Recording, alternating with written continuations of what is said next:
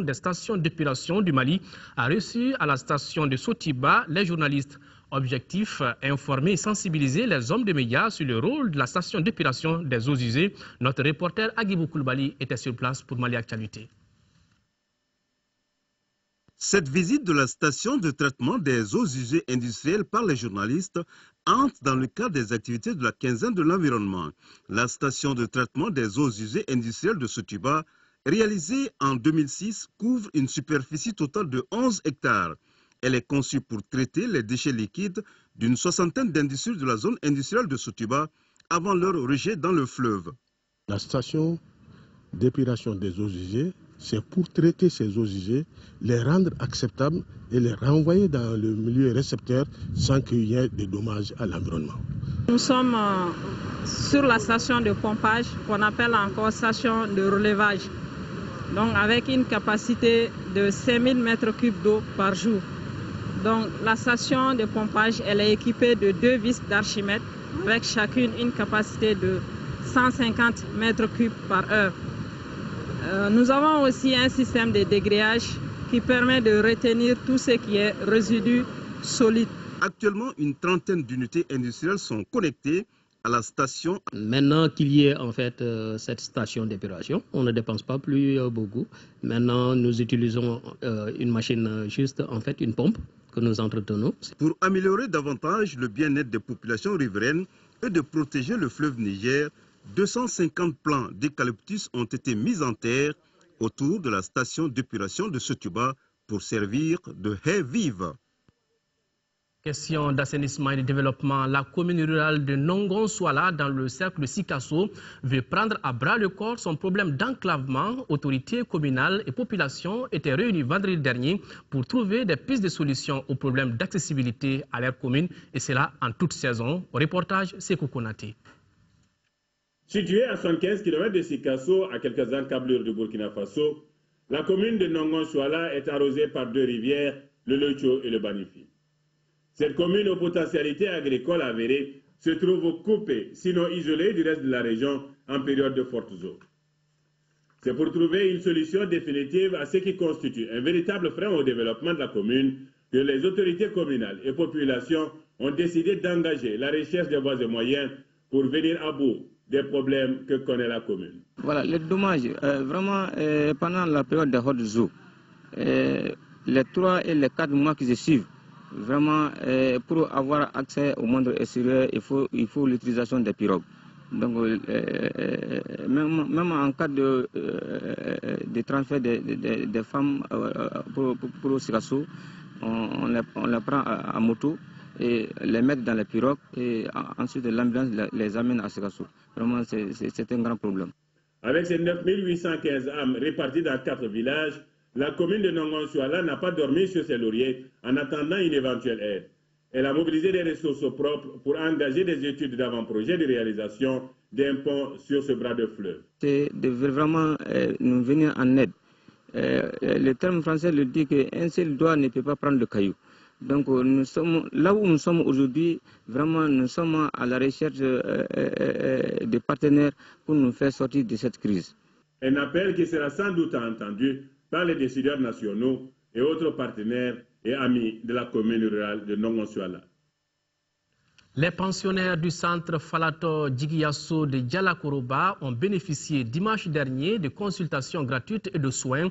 C'est une initiative de l'organisation Foroba Keneyablon. L'ONG a aussi mis à la disposition du centre un stock de médicaments, des moustiquaires. Reportage Noum Sissoko. Par ces consultations gratuites, une dizaine d'hommes en blouse blanche ont voulu partager la journée de l'enfant africain avec les 37 enfants du centre Falato Djigiyasso de Dialakoroba. Au total, 32 personnes ont été examinées et soignées par la journée grâce à l'organisation Foroba Keneyablon, OFKB. Par rapport à la manifestation du 16 juin, la journée de l'enfant africain, donc nous, membres de l'OFKB, nous avons jugé nécessaire de mener des activités de consultation gratuite avec distribution de médicaments, dont des moustiquaires imprégnés et en d'autres termes aussi avec les farines riches qu'on appelle les misola. Le coût global de cette journée s'élève à peu près à 1 750 000 francs CFA. L'organisation Foroba Keneablon en tant qu'ONG s'emploie à lutter contre les maladies tropicales entre autres à travers des consultations gratuites et des soins. L'ONG regroupe de jeunes médecins et étudiants en médecine.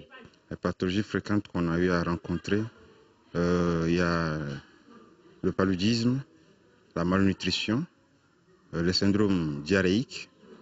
Nous avons eu aussi à rencontrer les pathologies respiratoires. La directrice et non moins promotrice du centre a bien accueilli le geste. Selon elle, la crise est passée par là. Quand j'ai déménagé en décembre, j'ai eu 23 malades en un mois.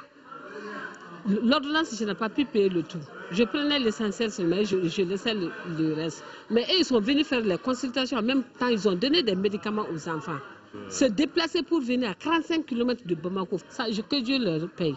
Je ne peux rien leur dire. Le FKB a moins d'1 an. Ces consultations, deuxième du genre, ont bénéficié de l'accompagnement d'Amassa Afrique Verte.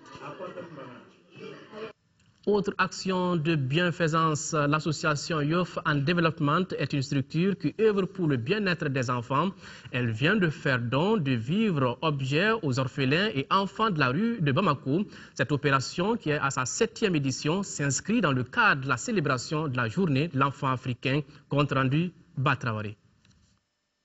Des habits, chaussures et autres jouets éducatifs pour les enfants en situation difficile en ce 16 juin. C'est par ces gestes que Young and Development a voulu marquer à sa façon la célébration de la journée de l'enfant africain. Un acte hautement symbolique. Nous profitons de cette journée pour faire une pause, penser aux enfants mendiants, leur donner des cadeaux afin de les aider à vivre mieux, à s'épanouir. La cause des enfants mendiants doit interpeller chaque Malien et chaque Malienne. Au-delà même de la piété que nous pouvons avoir en les aidant, et dans une perspective d'avenir, ces enfants, on doit se questionner que vont devenir ces enfants-là qui errent dans les rues. Pour les bénéficiaires orphelins et autres enfants de la rue, ce geste est salutaire. On ne fait que remercier l'association Youth and Development Mali. Pour moi, c'est une famille, on devait être unis pour protéger ces enfants, pour apporter notre soutien à ces enfants qui sont dans des situations difficiles. Je profite de cette occasion pour lancer un appel vibrant aux grandes institutions et ONG. Il faut qu'on soit une famille.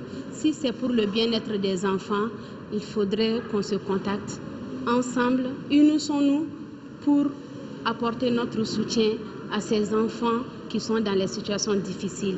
La cérémonie de remise a regroupé des parents d'enfants en situation difficile, mais aussi des partenaires qui ont soutenu la présente initiative. L'espace musical du Mali s'enrichit. L'artiste Bassekou Kouyaté vient de présenter aux hommes de médias son nouvel album composé de 13 titres.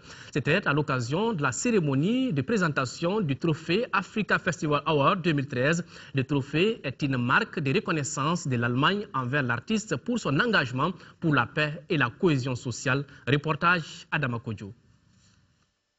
Africa Festival Award 2013, c'est le nom du trophée reçu par notre compatriote artiste Bassekou Kouyaté. Le trophée lui a été décerné par la présidence de la République fédérale d'Allemagne selon l'artiste pour son engagement et son courage à travers les différentes étapes de production de son nouvel album dénommé Djamako. C'est un trophée symbolique pour moi. Je suis très content de ce trophée, je n'ai rien à dire. Parce que si tu vois que j'ai été récompensé ce trophée parce que j'ai fait un album Djamako il y a 22 mars passé, c'était le jour du coup d'État au Mali. Donc les Allemands ils ont décidé de me remercier et puis de me donner ce trophée pour vraiment m'encourager ce que j'ai fait pour notre pays, ce que j'ai fait aussi pour l'Afrique.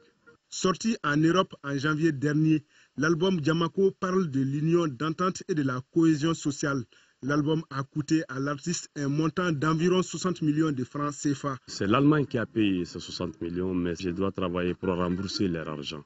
Donc on a mis 60 millions comme le budget de l'album, parce que pour faire un bon travail, il faut mettre l'argent.